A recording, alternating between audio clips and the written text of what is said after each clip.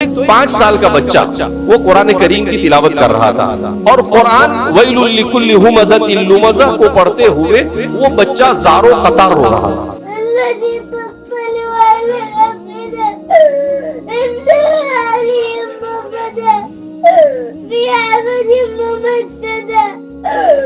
یہ 5 سال کا بچہ ہے، اس کے ماں باپ نے اس کی ایسی تربیت کی ہے کہ یہ بچہ 30واں پارہ پڑھ رہا ہے اور پورا 30واں پارہ سمجھ کر پڑھتا ہے، اور جہاں پر عذاب کی آیت آتا ہے زارو قطار روتا ہے۔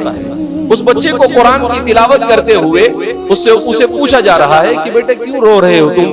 تو کیا کہتا ہے وہ بچہ؟ مجھے اللہ کے عذاب کا ڈر محسوس ہو رہا ہے۔ اللہ اکبر۔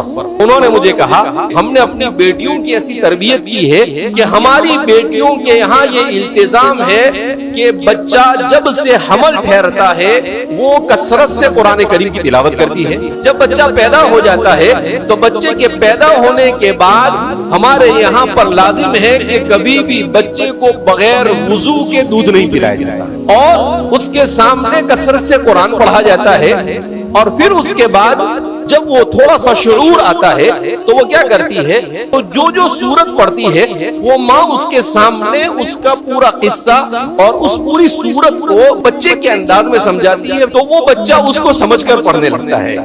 یہاں تک کہ جب وہ قرآن کی تلاوت کرنے لگتا ہے تو 5 سال کی عمر میں وہ ایسے قرآن کریم کی تلاوت کرتے ہوئے روتا ہے جیسے حضرات صحابہ کے بارے میں ہم نے سنا کہ وہ قرآن کو پڑھتے ہوئے زارو قطار روتے تھے۔